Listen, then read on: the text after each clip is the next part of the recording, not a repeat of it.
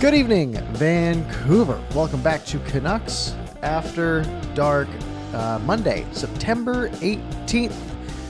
End of Young Stars, beginning of training camp around the corner. It is hockey season, and I'm joined, as always, by Canuck Clay. How are you doing today, Clay?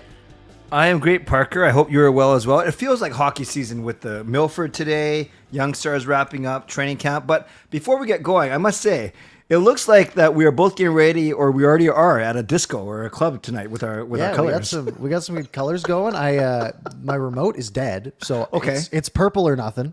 Yeah, actually, that's good. Nothing's not an option either because the off button doesn't work. But yeah, we got some good good purple and blue going. Yeah. Almost Canucks colors. Your blue is too light, my purple's too dark. But Yeah, I'm not sure what we're doing here, but we'll plan better next time. maybe if you take these two guys, they're my Canucks colors. Love it. That'll cover it. So you're settling into your new place, okay? Settling in good. I'm Yeah, excited. yeah. We've got the TV set up. I'm ready for hockey season. We're Good. just around the corner. It's going to be nice to have hockey on the big screen again. I can stop watching baseball. It'll be a nice change of pace.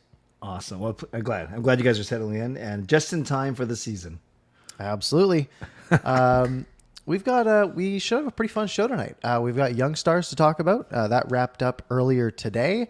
With a 1:00 game that was too early for me to even know it was happening. We have training camp around the corner.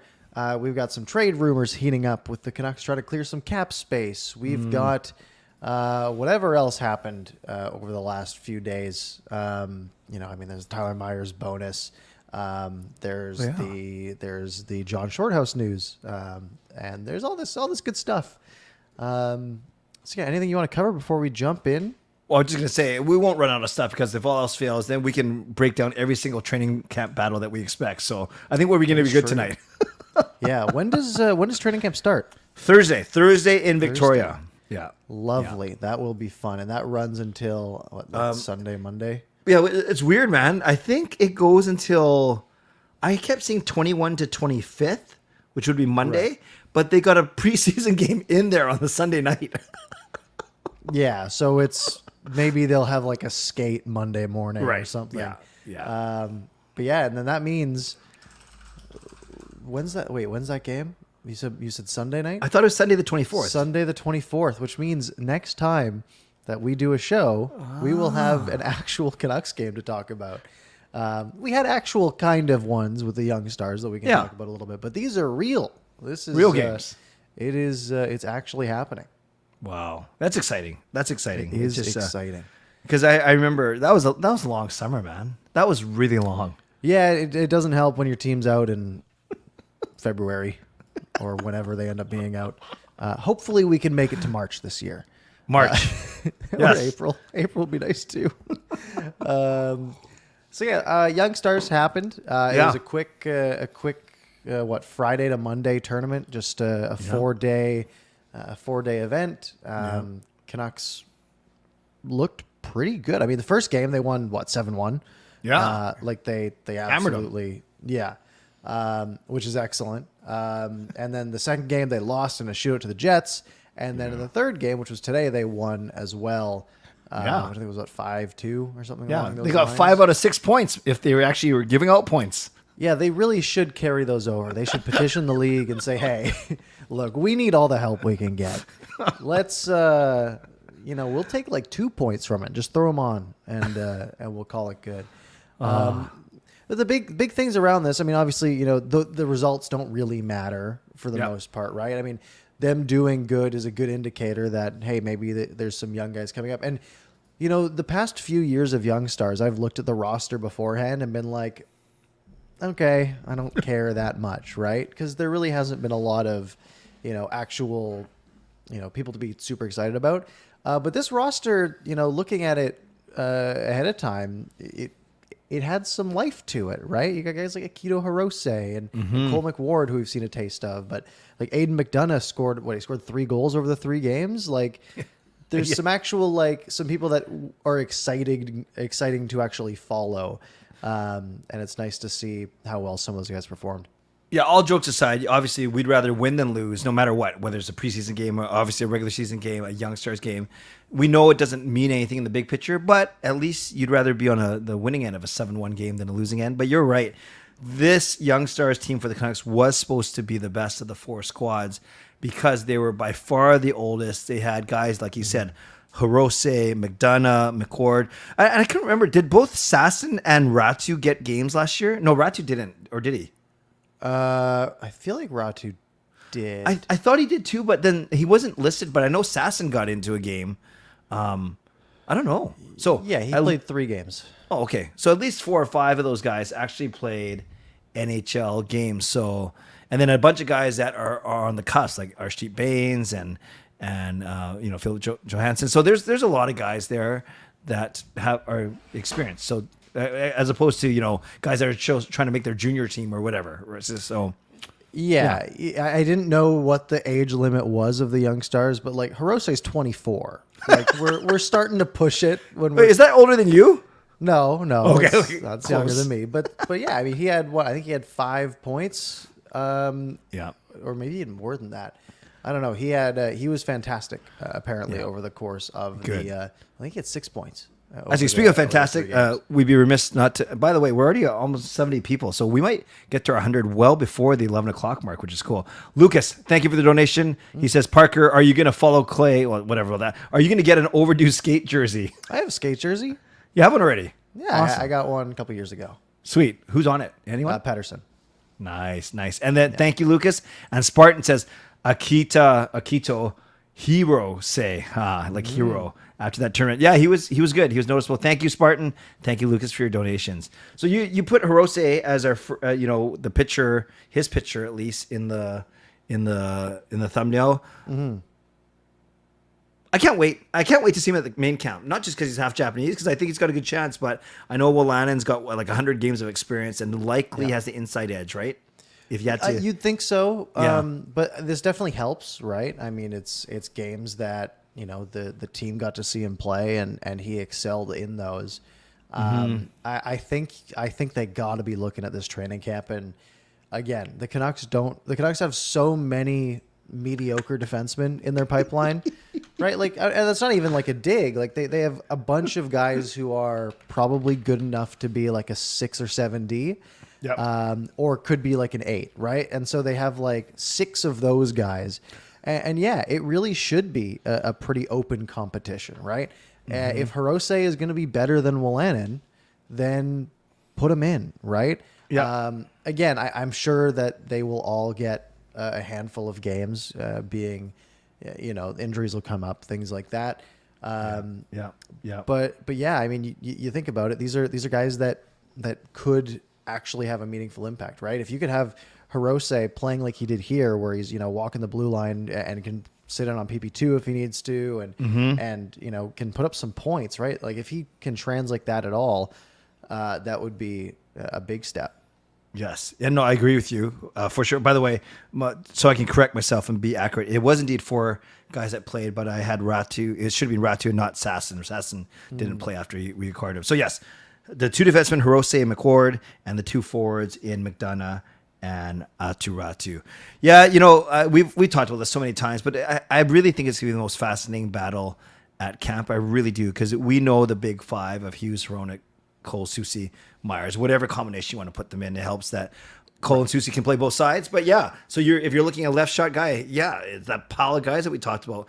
Irwin, Wolanin, Hirose, Breezewell, and Rathbone are all left shot guys. And then the right side, you kind of just have Juleson and McCord, really, and Johansson, I guess. So we just rattled off 8 guys that could be your number 6, 7 defenseman. Yeah, and that's the thing. Like there's it's a good problem to have, because again, if 1 or 2 of them excel, right? If it's why all these sort of lottery ticket players are good to have, right? When when you are able to sign those guys out of college and things like that, because if you're able to pull up a few guys, and maybe you have 7 guys coming into camp competing for a spot, you only got to hit on 1 out of the 7, and they can excel and actually take that spot, right? And what it's looked like is maybe Hirose is a guy that can do that. Wolanin kind of did that last year, right? Where we didn't have much on him, and even though he played in the AHL most of the year, but he was better than we expected him to be.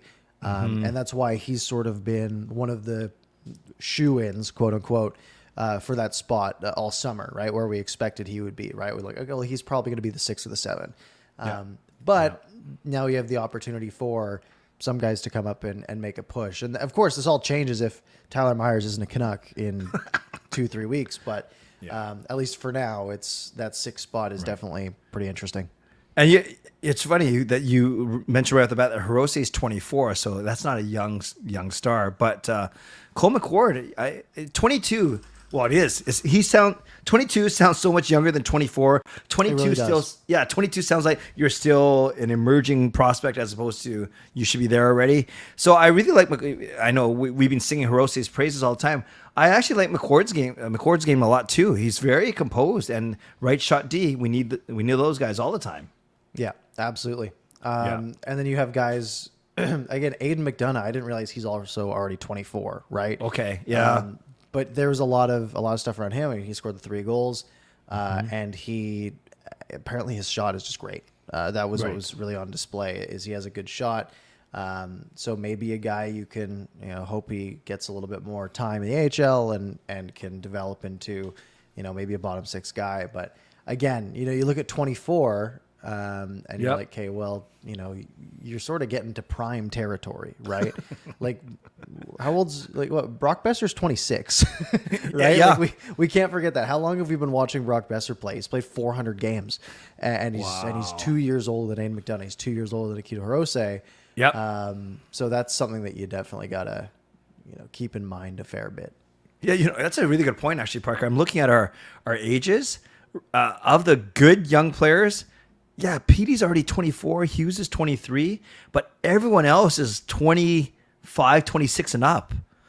Yeah. So we're not that young. We're not that young, actually. Yeah, Pedersen will be 25 in 2 months. Right. I think Hughes is 20. Hughes is 25 in about a month. Okay. So yeah, we are 24 in about a month, I should say. Right. Right. But yeah, it's funny because was Neil Zoman playing in the Young Stars? No, but he's 23. he's younger than some of the guys that were, right? So it is a bit of a weird. Niels Hoglander, 22. Yeah, great point. By the way, we almost missed this. Lucas, another donation. Thank you, Lucas. And he followed up. He said, not that jersey. He was talking about I guess the Free the Skate one from last year. Right. They changed it a little bit. I forgot about that. But you don't need it. You're fine. I'm good. It's my favorite jersey. It's just so clean. It just looks so good. It is. I know Lucas is a big fan of that one. Me too. Thank you, Lucas. I have a bunch, and it's the only one I wear. If I'm going to a game, it's like, well, I'm not going to not wear that one. So that one will get some use this year. Great point about the ages, though. The Hoglander 22. Yeah, I'm on at 23 or whatever you said, 24. That's really funny, actually, when you think about it. I don't know what their criteria is you haven't played. You played fewer than 10 games or something for the team.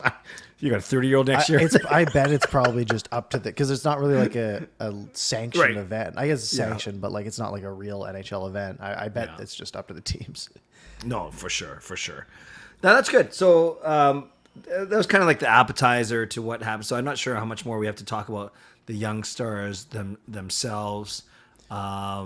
Well, we talk about one young star who wasn't there because the 3 big ones, obviously, that weren't there are Tom Willander, Jonathan Lekkerimaki, and DPD, and then I guess Sealaws, but Sealaws not playing. Exactly, because 2 of them are in Sweden, and Willander's in Boston. So I know you had Lekkerimaki on the thumbnail as well. Is he doing good or something? Is he kicking butt? I think he's got 3 goals in their first 3 games or something over in Sweden. I know he struggled. He struggled last year, right? His first year playing in the SHL, so people were a little bit iffy. I mean, the Canucks picked him. What they pick him 15th last year? Yeah. So last year he put up, he didn't even play in the SHL last year. He played in the Allsvenskan last year, the second tier league, and he only had 3 goals, 6 assists for 9 points in 29 games. But in the playoffs, he did better, I thought. In the playoffs, in qualification, which I guess is maybe like the promotion, to try to get to the SHL. Yeah, he had 15 points in 15 games. What a difference! Yeah. So this year he gets loaned to Orebro, and through 2 games he's got 2 goals. Okay. I thought it was We'll take 3-3, but that I might have been confused with McDonough. It's funny looking at the elite prospects page because it says projected 52 games, 52 goals, 0 assists. So that would sure be something. But yeah, he's been What a selfish player, man. Again, I've seen the highlights. I'm not watching SHL hockey. But all signs are pointing to him, stepping up. Right. He's what? He's 19, right? Yeah. He's still very young. So hopefully he can emerge and maybe make his way to North America next year. Because when we drafted him, Parker, I know the scouting report on him, the good things were a wicked release on his shot. It all had to do with offensive skill. Then there were already questions about his effort, his defense, his checking. Like, So I guess if he's really gonna be effective in this lineup, he's gotta wire the puck. Yeah, and the problem was the step back, right? Like it was like, he went from 9 points in 26 SHL games to 9 games in 29 Tier 2 games. Right. And that was the concerning portion, I imagine, for most people. Scott asked a good question. He said, "Is Lekkerimaki eligible for World Juniors?" I have no clue, like what the eligibility is. I think so. It's under 20 is the rule, right? And he won't be 20 until next July. Oh, nice. So I think he's far and away allowed to play. Awesome. Yeah. So what? At least one more this season he's got to finish before he even comes over, and then probably another 1 or 2 years, right, before he even has a chance of making the club. Yeah, unless he really takes off this year, right? I mean, he is playing in a men's league, right? He's playing in one of the better teams out there, one of the better leagues out there. So if he can be, again, it's early, but let's say he puts up maybe 0.75 points per game, right? Maybe in 50 games he puts up 35, 40 points. Then maybe you can see him competing for a spot in camp next year, right? But I'd say most likely it's probably he'd probably lean towards the AHL next year, Right. And then ideally when he's 21, then you would have him step in. And then Tom Villander, I know he's looking at 2. I know the talk is he's going to do 2 years in university before he comes over. So, yeah, I think it's nice that the prospect pool, obviously not as good as when Petey, Hughes, and Besser were considered prospects. Then it went down for a little bit because we were trading away all of our first-round picks. But then it's slowly getting a bit better with Villander, with Lekkerimaki, and with DPD, Seelovs, and all the guys we talked about. So it's not amazing. It's still probably bottom half of the league, but at least it's better, right, than the last few years. Mm-hmm. Yeah, I think Elite Prospects had them at 20 out of the 32 teams, which is not great, but it's not that surprising. I mean, you look at the pipeline. It's like, well, there's not a lot of big names coming, right? Yeah. But hopefully you can get some guys stepping through. Yeah. Also, you had I don't know if you saw the first goal they had was Ulrichsen, who is a name I forgot about. Wow, that was a slip up. Where the Canucks draft him? He was he's our guy? He was a fourth round pick this year, and he was he scored. He's like 6'7" or something. Remember this guy? Remember when they drafted him? We talked about how he's 6'6". Oh yeah, 215. You talked about him because I had no clue. Yeah. By the way, Parker, we not that it's about numbers, but we had 100 people even before the 20-minute mark. So welcome, that's pretty good. All 100 of you. That's awesome. People are there's only excited for the 18 season. likes. Yeah, there's only 18 likes though. get those That's not a good ratio. And make sure you subscribe.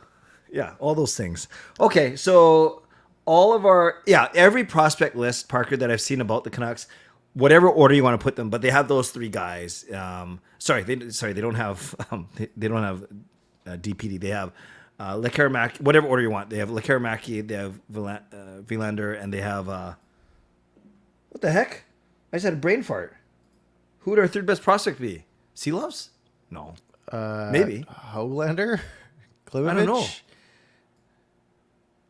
Yeah, I just lost my train of thought. I had this awesome point that every list I've seen has the same 3 guys, but I don't know who the third guy is. Oh, I can't even think of that either. Okay. Well, at least 2. Lekkerimaki and Villander. It's Monday. It's late. It it's, oh, yeah, Ratu. Sorry, it is. Oh. Thank you, Kai.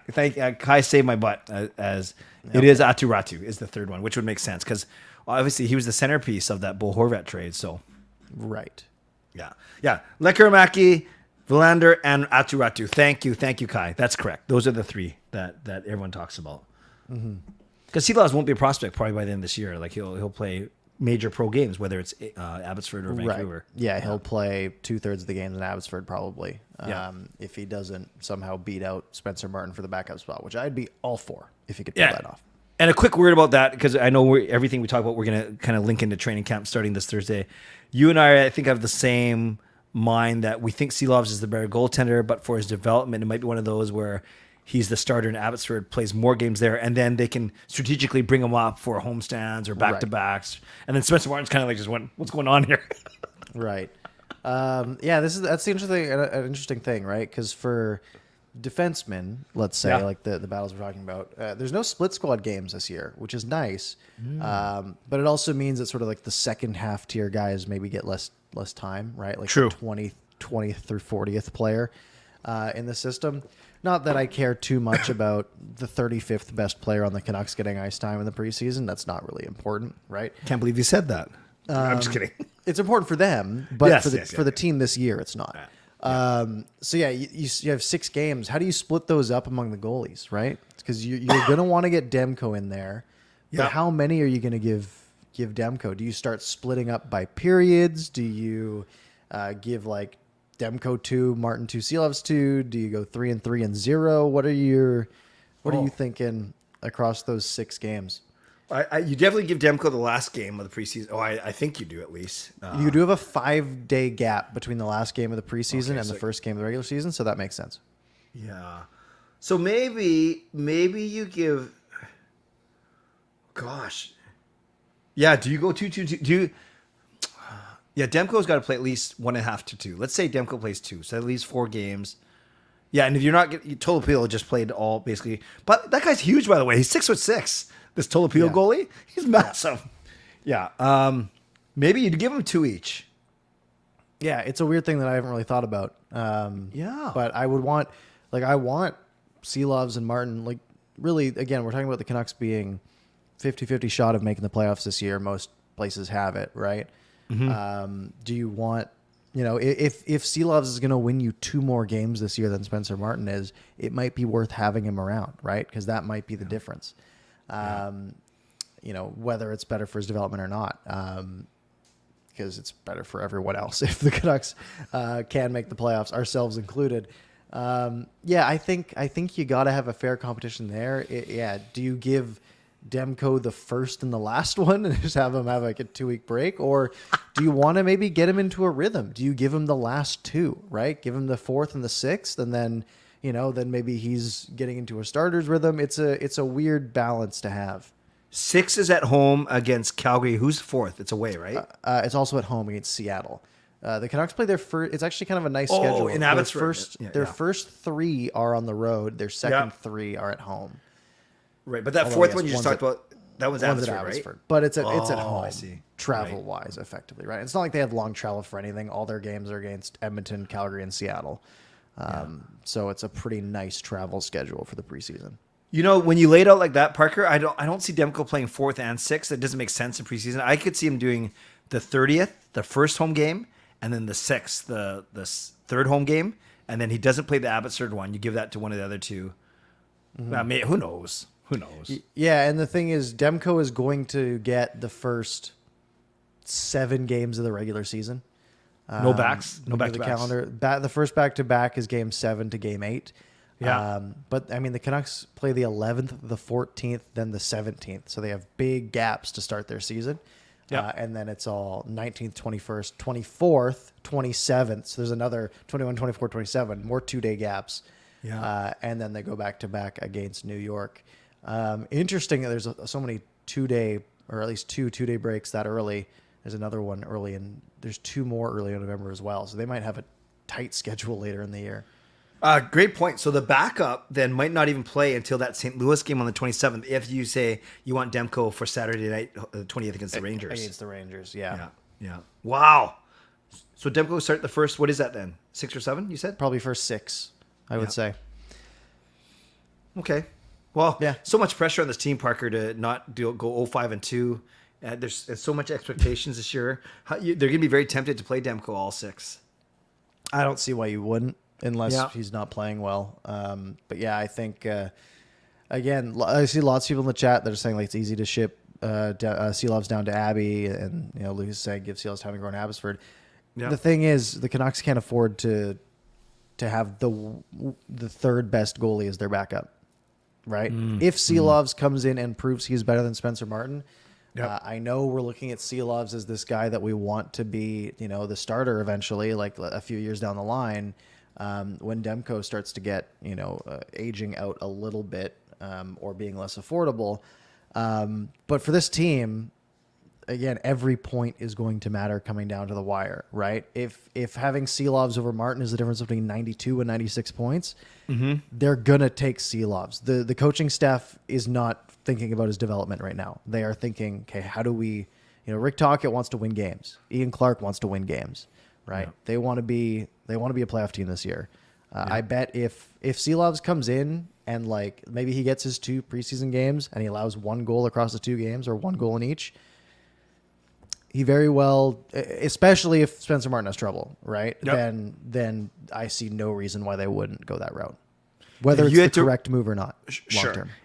So, if you had to rank the 2 training camp battles that you're more interested in, is it? They're not life changers, but the 6th defenseman or the backup goalie? Of those 2 choices only, which one actually intrigues you? I think it's the goaltending. I think the defense is so replaceable. Like I don't. The thing is, right? You're talking about which guy gets 11 minutes a night, 12 minutes a night, right? Yeah, yeah. Is it Hirose or is it Wolainen? Is that really making a big difference? Probably not. No. You're a good point. However, who's starting 26 games this year for the Canucks, right? Yeah. In net. That's to me a bigger deal. Yeah, and people are starting to agree with you in the chat as well. Let's go to forwards at training camp. Just any intriguing battles, and then we'll bounce back to the trade rumors. And I think that's good because we put that in the thumbnail as well. So there's a lot of talk, Parker, about how the Canucks be cap compliant, and people are saying, because Tanner Pearson comes on the roster, he's healthy, 3.25. But people are forgetting that Mikheyev might actually start on the LTIR, and there's $5 million there. Yeah. That would be a hit for the Canucks. Yeah. I am really wanting Mikheyev to be getting preseason games. Me too. But obviously you don't want him getting hurt. So if he's not ready, he's not ready. Yeah. The Canucks are $5 million over the salary cap effectively right now. That is something that they have to clean up. But yeah, if not having Mikheyev for that, it makes the lines a lot less exciting. You look at it now and you're like, oh, that's a pretty good. You got 2 good lines, and then you've got 2 pretty serviceable lines below them, right? Like nothing too bad. But then you take Mikheyev out, and you're bumping. You're putting Tanner Pearson in there, or Garland, or now you're starting to have, some second thoughts about sort of the offensive capabilities of this offense. Do you think Bluger has any shot in taking the 3rd C spot from P.S. Suter, or is that? I truly don't. Me neither. Yeah. I think Suter's just a better player all around. Yeah. I honestly, like, you look down the middle, I see no way any of it changes. It's going to be Pettersson, Miller, Suter, Bluger, unless they need to shake things up and get a goal and they put Miller with Pettersson. Right. So, and I agree. So let's say then that if our 4 centers are lined up, and let's say that Mikheyev does start the season with the team, we'll worry about the cap later. Then we already know it's Kuzmenko, Mikheyev, Beauvillier, Garland, Besser, Joshua. Probably there's 6 winger spots gone already. Locked in. Yeah. So then you have everyone. You have Podkolzin. You have Höglander. You have Tanner Pearson. Pearson, Di Giuseppe. You have Di Giuseppe. So that's 4. That's 4. And Studnicka played games. Yeah, Studnicka did play games. 5. Everyone's favorite, Aiden McDonough, 6. I don't think he's making it. To be entirely Niels Aman, honest with you, 6. Niels Aman. Wow. Yep. Who else do we got? I'm trying to pull up the list here. Did Sheldon Dries leave, or is he still with us? Oh, he's still on our roster. Sheldon He's Dries. still on the roster here. Who else? I mean, I don't think Kravtsov is doing much. No, I don't think he's even here. Yeah. No. Yeah, that is pretty much it for the list, I think. So 6 or 7 wingers battling for 2 spots. Wow. Yeah, effectively, right? And on one hand, that's great. Good depth. Good to have. Yeah. On the other hand, it's a lot of guys who you want to see playing, right? You want to see Höglander playing. You want to see Podkolzin playing. But is Rick Tocchet going to pick Niels Höglander over Phil DiGiuseppe, right? Yeah. He's not picking him over Dakota Joshua. It's the Canucks have a lot of winger depth, right? We've gone over this at length. And if Tanner Pearson's ready to go, he's in the lineup, right? Yep, I agree. So now you suddenly have one winger spot for all those guys we just talked about, right? Because Joshua's in the lineup. Pavillier, Mikheyev, Kuzmenko, Besser, Garland, Joshua, Pearson, all in the lineup. 7 guys. Yep. And then, you are picking one of Buckles and Höglander, et cetera, et cetera, et cetera. Wow. It's pretty backed up. But again, there will be injuries. Guys will get banged up. Guys will get scratched. They'll get rotated around. But it will be interesting to see how they manage that in the preseason, right? Because you got to imagine, Kuzmenko's not playing all 6 games, right? Besser's not playing all 6 games. Mikheyev's probably not playing any. Right? So I'm sure guys like DiGiuseppe and Podkolzin and Höglander and all those guys will probably get 4 games each. And then, it's really going to be who can stand out. Because if you're not standing out, you can be decent and you can be good enough, but it's not good enough when there's one spot, right? So someone will need to, because if everyone is equal, I mean, right now, who would you give that final winger spot to, that 8th winger spot? If it were me and all things equal and we're not worried about salary, I would give it to one of the 2 young guys, Podkolzin or Höglander. Over PDG. I would. I know Tocchet won't, but I would. Right. I would. Yeah. Right. So let's say it was Podkolzin. Okay. Right. But that's the thing. So if Podkolzin is the current shoe-in, right, and Höglander plays slightly better than him, or Phil DiGiuseppe plays slightly better than him, right? That's not gonna be enough to leapfrog. Someone is gonna have to really stand out to beat whatever predetermination that they have. Really, really good point. Yeah. And and it's easy for us to sit here and say, well, let's just talk about who's battling. Let's not worry about salary cap. But obviously salary cap is an issue. And if everyone's healthy somehow, except for Pullman, you have to make a move. I know we're going to talk about trades in a second. Or you could do the unthinkable and not even have a full 23-man roster to start. Teams do that. Yeah, I wouldn't love that. I wouldn't Although, the Canucks, again, they have gaps between their first 3 games. Right. Yeah, so, they do. So you could, you don't really need to have a full roster, but it just feels like a bad look off the start of the season. It's like, wow, you really can't manage your cap and you can't figure out what you're doing. So we will see, because it's that's really the 3 big battles, right? It's the final 2 winger spots. Yep. It's the final 1 defensive spot, and it's the backup goalie. Obviously, we'll see what they're throwing together power play and penalty kill wise, right? That'll be interesting as well.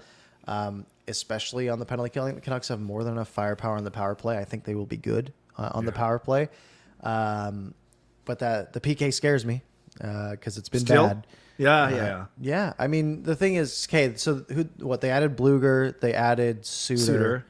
Cole, Susie. Yeah. So you added basically an entire penalty killing unit worth of guys, which is great. My fear is that it's a systemic issue and there's something in the water that is preventing this team from killing penalties. I hope they get over it and I hope they get past it. But they need to be good, right? So it'll be interesting to see what sort of units they're throwing out there in training camp that we can. You know how they say that when Höglander plays one more game, he's not waiver eligible anymore. Does that mean though you can start him in Abbotsford, obviously, and then bring him up without fear, and then as soon as he plays one game, now you're stuck with him up. Well, you can still put him down, but you risk losing him. Is that right? Sounds right. Yeah, he doesn't have to start the season on the team. That doesn't make any sense. No. Unless he's got a one-way. Unless you're deemed to start this team on the season on the roster, and you got to send him down. No, that doesn't make sense. Who knows? There's so much weird fine print around that stuff. Yeah. That it's good for other people to tell me what the answer is. Yeah. Yeah. No, I'm with you. Okay, we should probably talk about trades then, because that's the only way, barring everyone else getting hurt too. That's the only way we're gonna be under the cap when the season starts. Yeah. So on Donnie and Dolly today, Rick Dollywall said, quote, "The Canucks are aggressively trying to make a trade to create cap space right now. They're working the phones because, quote, they need to move a body." So as always, the Canucks dealing from the absolute best position. Just very strong, not under the gun at all. No, of course. But yeah, this here's the thing, right? If Tanner Pearson or Ilya Mikheyev are healthy, this team is over the cap. Right. Right. It's as simple as that. Because they have. Actually, wait. No, if Pearson stays hurt, okay. Actually, they only need one of them to be healthy. Right. Yeah, because with Pearson on LTIR right now, technically Mikheyev's not on LTIR right now. He's just on regular IR. So the Canucks technically have $765,000 and $765,833 of cap space. However, the moment that Tanner Pearson is deemed to be eligible to play, this team is over the cap. So it's the Canucks need to make some sort of move, right? They need to clear out in reality because Tucker Pullman will stay on LTIR. They got to basically clear out a Tanner Pearson worth, right? About $3 million. Yeah, just under. Yeah, you're right. You're right. So everyone out there saying, well, just trade Tyler Myers. It's so easy because now the team that gets him only has to pay him $1 million in cash.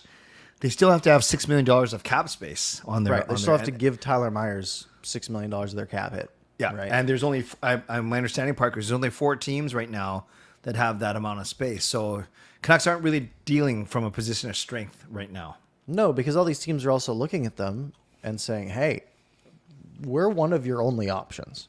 Right? Yep. What are you going to give us to put this, guy who is slow and not worth $6 million a year to take up 7% of our cap hit for the year, right? Mm-hmm. How are you going to convince me to do that? Because they know, Tyler Myers is probably a fine piece to have as on a, if his cap hit was $1 million and he was playing number 60, I wouldn't have a problem. It's the $6 million cap hit that is not very, very cost effective. So that's one option. And again, the bonus is a big deal to teams that, don't have a lot of money on hand. Yeah. But there also are other options, right? We talked about the insane number of wingers that the Canucks have, right? There is still Connor Garland. There is still Brock Besser. I don't think Besser gets moved. Nope. There is still Anthony Beauvillier. All three of those guys would solve this problem. The Beauvillier piece doesn't make that Horvat trade feel very nice because it's now hindering the team's cap. I mean, I guess one big question is Anthony Beauvillier worth his cap hit? $4.15 million. He is. When he first came over, he was because he was great. He actually scored some goals from the bumper. He didn't make anyone forget about Bo Horvat, but at least he was scoring goals. And then I don't know. The shine kind of came off a little bit for me. He's a little bit inconsistent. Not the hardest to play against defensively. He was fine. He wasn't a liability, but I think he did that initial first impression and then kind of. He played a full 82 last year. He had 40 points. So if you're just going on that metric, that's probably about what he's worth. Right. However, in the current winger world, it's probably not, right? He's probably worth a little bit less. Yeah. The thing there is, when I watch Beauvillier play, I don't get very inspired. Like, he's not particularly fast. He's not particularly he's just not a very exciting player. Like, he goes out, he produces, he plays his position, good hands. he does fine, right? Yeah. But you don't see him jump over the boards. And you're like, all right, something might happen, right?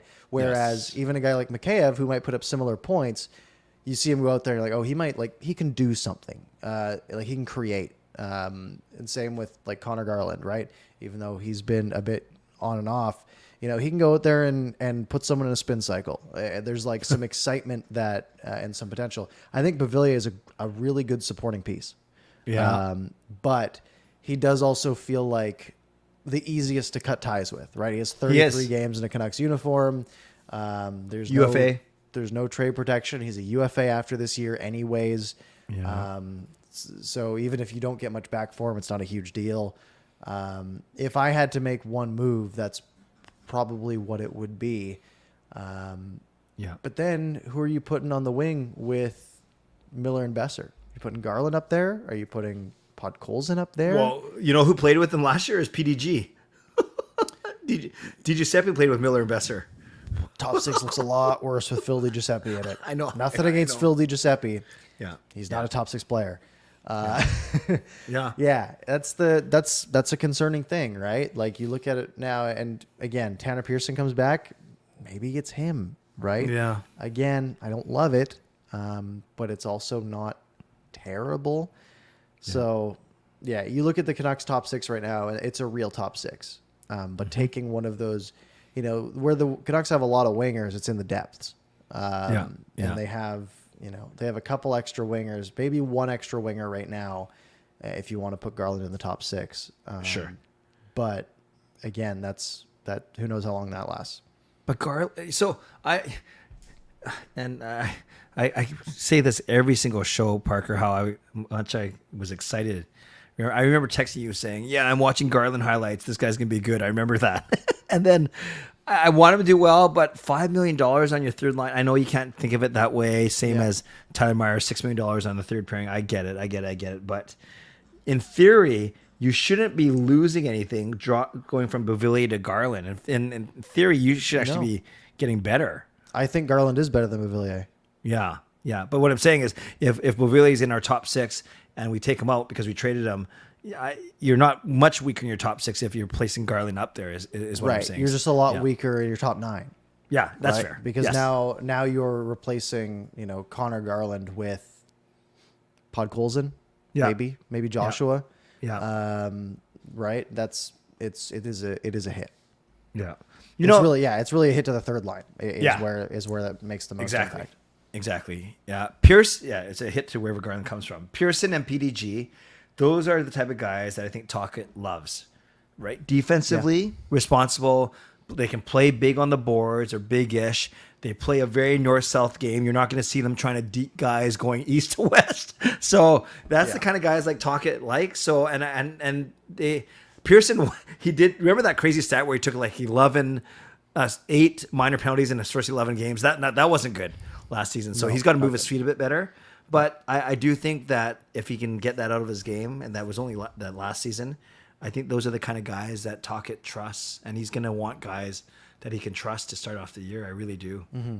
Yeah, and again, this can change if somehow Vasily Podkolzin has taken a big step, right? Or Nils Höglander takes a big step, or Phil Giuseppe takes a big step, right? And suddenly you're like, oh, these guys are sort of like borderline top nine, maybe can sneak in on the second line players, right? Yeah. Again, it just takes one of all those guys that we named to really have had a great offseason and take a big step. Right. So for the sake of completion, Parker, I had you compare backup goalie versus 6 defensemen, and you chose backup goalie. Yeah. Now I'm going to add the third of the trifecta battle for fourth line winger spot. I presume you don't think that's more intriguing than backup goalie, but is that more intriguing to you than 6 defensemen, or is it kind of the same level because we're talking about the exact same thing? I think it's more intriguing because of the names. Okay. Just because it is Höglander and Podkolzin on that bubble. Yeah. And they are more hyped than an Akito Hirose. Or a Wolainen. However, I think it's more intriguing than the defensive battle for sure. What's honestly the most intriguing part of that, though, is what the Canucks do to clear up that cap space. Yeah. I agree. Spartan comes through, $2 donation. Thank you. Fire our coach every 2 months to win the cup. I don't know if they want to go to a fourth coach in 3 years. That would be ugly. Oh. It would be a tough sell to the coaches to say we're giving you a 2-month contract. Because I don't think Francesco wants to pay 6 coaches a year. Oh gosh. Yeah. Someone available, So someone asked me on my stream, Parker, what is the probability that Tocchet lasts the season? I think it's pretty high. I for a couple of reasons. Exactly what you said. They're not going to. Yeah, exactly. That's what I said. I said 9. Yeah, 9.5 because they're not going to want to fire him, and you'd like to think that they played well, and that was a good representation, not a misrepresentation, playing under him last season. So for those 2 reasons alone, yeah, I think they did play well with an easier part of the schedule. To be fair, okay, yeah, but yeah, I don't think I don't think if you get to the point where the coaches are getting recycled over and over and over again, the coaches aren't the problem at that point, right? Yeah. There's a problem with the team itself, and you got to blow it up. Yeah. So hopefully that's not the case, and hopefully Tocchet can be a bit of a solution here. Yeah. Well, we made it 45 minutes without talking about a player who needs a new contract after the season, nor a coach that didn't even get to coach for his team that he just got signed to in the offseason. It's hockey season. It's training camp. It's exciting. It's exciting. It is really exciting. Yeah. Did you want to touch on the Babcock thing at all, or just? Well, I will say this, and I'm not afraid to say this. And I'll do a quick. It's what I said last night too on my show, Parker. Sports. We talked about this. It's a very forgiving place. I think people love to see the redemption stories, unless it's something absolutely horrific. I really think, especially more with players than coaches, fans love to see that redemption story. So there's that. I'll just say it. I understand what Babcock was trying to do. I really do. I'm not talking about how he did it. I'm talking about his intention because as someone who works with young people in ministry, the whole thing is trying to get to know the people that you're with. So I get that too. But the way he did it, it's just so bad. It just doesn't make any sense. Yeah, when that spit and chickle clip dropped, I heard that and I'm like, that doesn't make any sense. Like, come on, guys. Right. Like, what are we doing here? And then there's the Boone Jenner statement. I'm like, yeah, that makes sense. Like, come on, he's not making people airplay their phone. Exactly. Photo roll. Like it's so absurd that the fact that was the case it's astonishing, really. He is, I think, the 10th winningest coach in Columbus Blue Jackets history. Yeah. Which is a very high bar, a very prestigious group. Yeah. But yeah, just an absolute mess. Because you have a Jenner, a Goudreau, Werenski, Goodbranson. They'll be like, yeah, whatever. I'm a veteran. This doesn't faze me. But you also have Sillinger, Fantilli, and Kent Johnson. All these players that are going to be awesome, and they're coming in as 19, 20 years old, and I'm sure they don't feel like they can say no because it's just that whole power dynamic. So it does. It's just a strange situation. Yeah. Goodbye. See you, Mike. The league will be just fine without you. Was he our coach in 2010 Olympics? I think so, yep. Wow. I mean, anyone could have coached that team. I mean, for real, that team was pretty good. I mean, they did have to go to the very end, but no, it was good. I think I could have coached that team to a bronze medal, if not more. Yes. You think PD's contract can be a distraction, or no? He's done enough to say, just let me play. I think he's just gonna play. He's an RFA. They don't have to have it done. They're clearly not going to. Again, the team will decide whether or not he stays, or whether or not if the team is good enough to be a playoff team and hopefully by a decent margin, then we don't have much to worry about. If the team is garbage, then why would he be? Yeah, I know. Van Cast, they were talking today about how Harmdale was making the point that it's not just making the playoffs, sneaking in as a wild card. Right. A guy like PD's driven. He's smarter than that. Yeah, he wants to win cups. He doesn't want to just make the playoffs. He wants to he wants to have a chance to win a cup because that's how these superstars are driven. Yeah, absolutely. Yep. Losing isn't fun. No. You could be making, $7.5 million a year or $11 million a year, which is great. Still, you don't like coming to work every day if, it's just losing every time. I agree. I agree with that for sure. Wow. All right. What else was there? John Shorthouse. I didn't know this was even a threat, but Me neither. apparently he didn't have a contract coming into this year, but he has signed on to return to the broadcast, which is great. And we have an idea of color, right? It's going to be Ray Ferraro for a chunk, and it seems like Dave Tomlinson will be the other. Those are the two Just good. names. I like DT. Yep. He was He's good. He was good on the radio back in the day. No nonsense. No, he's good. Yeah. Totally Yeah. fine. Yeah. Ferraro, of course, is full-time ESPN or very close to it, so he'll only get a handful, maybe, 15 or 20, you think? Not even? Or Yeah, maybe around there. Maybe a little more. Who knows? do you think he's going to be scared to say anything because he's got Cammy waiting at home for him? I don't think so. No, I don't. I can see why you'd be like, oh, it's a conflict, and but it's not going to be like the Orioles broadcaster earlier this year who said that the team lost a bunch to Tampa Bay and then he got put on leave. Yeah. Which is it's not like that. Although apparently there's a little bit like that. Potentially, we've heard that maybe there's a little bit of direction from the team, but I think the Sportsnet crew has always been pretty good at taking care of that. Yeah, Dave Tomlinson, he was with Team 1040 for a long time, and then I think he was just in Seattle. He did 2 years Seattle radio, not TV, Seattle radio. Right. Yeah. I was thinking Tampa, but that was Randorf. Yes, that is correct. Edmund wants us to talk about the Canucks Forum, CDC closing.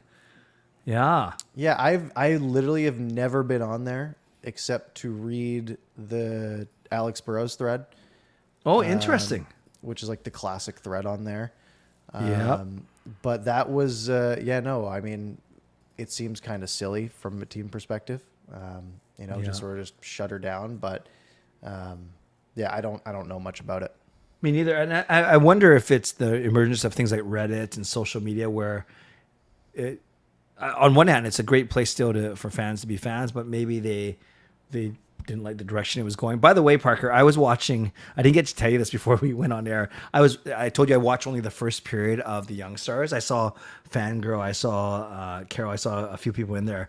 But all I did was just say hey to the chat, or I made a comment about the game, and then a few, not a lot, but there were a few people that recognized me from our show and stuff, and just said hey.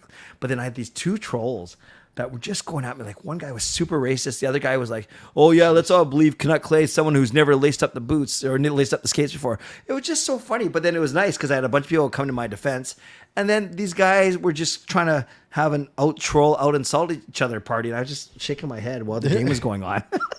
That's funny. Yeah, I mean, I'm sure the guy who said that has played NHL hockey. Yeah, of course. But I bring that up because when so my experience with Canucks, maybe it's because I only use it to promote my parody songs. so I wasn't really on there for good hearty Canucks discussion, admittedly. Fair enough. That's good. Oh, that's funny. All right, so we are at 10:53. Should we go? I think that's all topics that we have. So if we want to take a few viewer questions, unless you have anything else you want to cover. No, let's go to the people. All right, let's go to the people. YouTuber doesn't like Ray Ferraro. He's annoying. He explains everything so dramatically, just annoying. YouTuber, you certainly have your opinion. That's cool. I like Ray because he is a guy who's done it and who is a prolific scorer. And he was a bit of a rat too, so he understands that part of the game. I really think he knows a lot about the game, and he's able to articulate it well. So that's why I like him. Yeah, I like Ray a lot. I think he knows the game very well. I think he's not biased. I think he's a smart guy. I like listening to him. Yeah. Edmund says, if Myers does get traded, are the Sharks the favorite to acquire him? I have no idea. Yeah. Can you look up their cap hit? or I'm their pulling it cap? up right now. They've got about $4 million in cap space Okay, so not as it brutal, stands but- right now. Yeah. I don't know if they have no one in LTIR. They have $4 million of dead cap. Oh, and not including the buyouts of Martin Jones. Right. So they have about $7.5 million in dead cap, Yep. which cannot be helpful. I mean, the team's not going to be very good. No, that's bad. So you would think they would have to send some sort of cap back. Wow, I forgot Philip Zadina is a Shark. That's a weird, Oh wow. That's a is weird. thought to have. Yep. Fangirl. As long as Farrell doesn't get as annoying as Cassie Campbell, I'd be okay. See, I can read that because as a female fangirl saying that. Right. Like if If a guy said that. it wasn't misogyny driven. Yeah. Like it usually is, seemingly. Joker says if Ray's going to be color man, he's going to sit beside shortouts or stand behind the benches. Yeah, generally the Sportsnet, they don't put the guy between the benches, so I'm almost certain he'll be up top with Yeah, Shorty. I think it's better that way too. You can get better chemistry with the play-by-play guy because you can look at each other, which is helpful, I imagine. Yeah. And sort of give each other cues. So I imagine he'll be in the booth.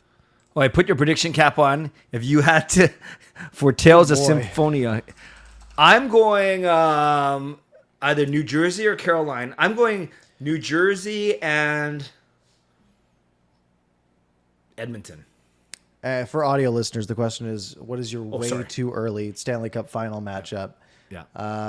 That is a tough question. You're saying New Jersey makes it Yeah. against Edmonton. Yeah. Interesting. I'm going to take Carolina. Yeah. They're my other team. Yeah. I like Yeah. Carolina. I hope it's not Vegas.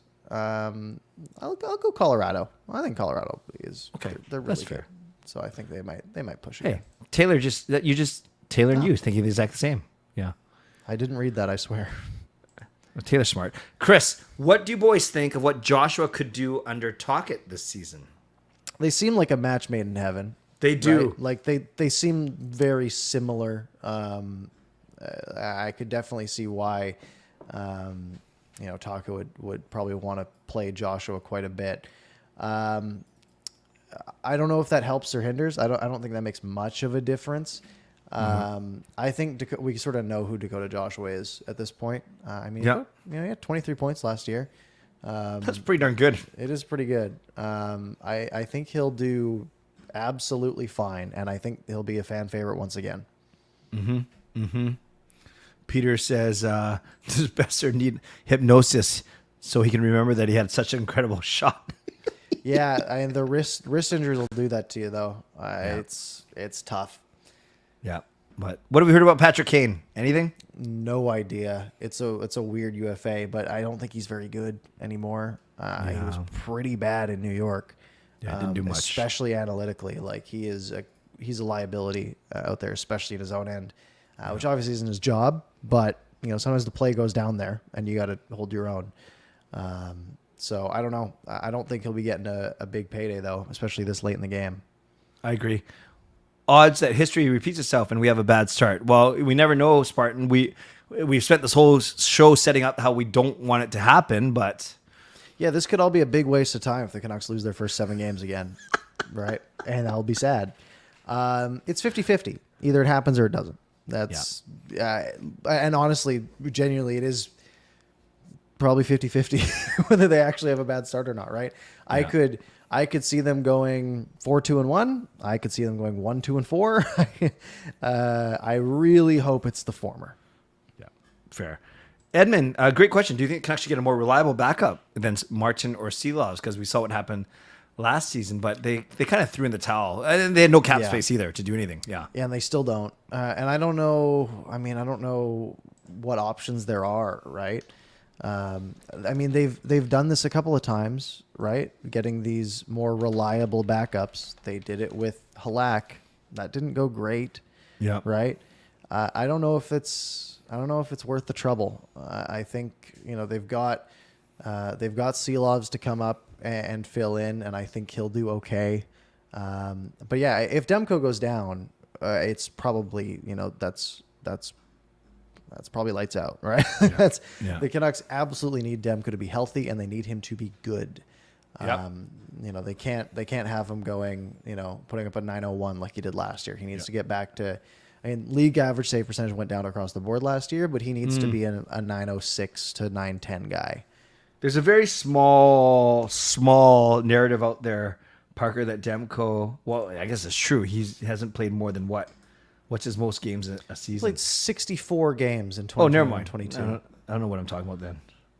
It was his only full season, but like 2020-2021, there was only 56 games. Yeah. He played 35 of them, and there was a lot of weird back-to-backs and stuff during that. That's true. In the bubble. The previous year, though, the bubble year, he only played 27 games. Yeah, because Markstrom was there. Yeah. Oh, yeah, I guess that would be why. That's not an injury thing.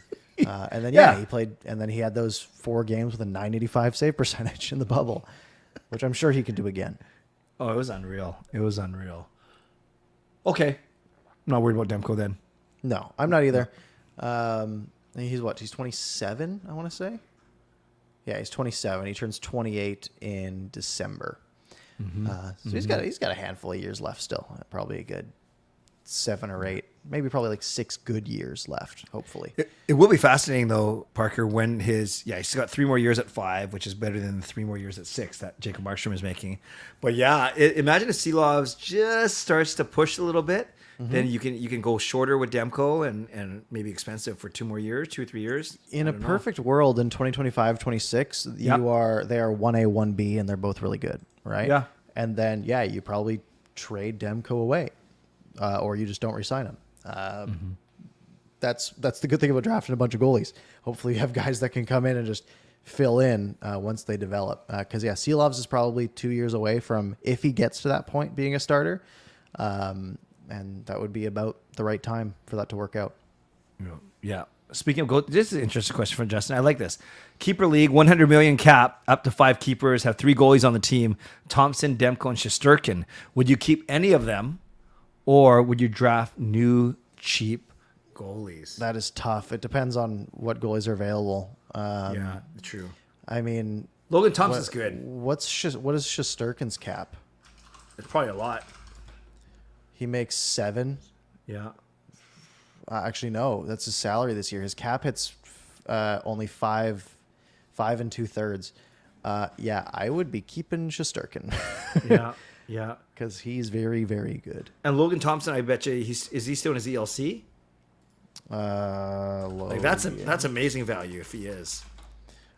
He is. He makes 766 this year and next year. That's found money. Too. Yeah. Justin, keep your goalies. Yeah.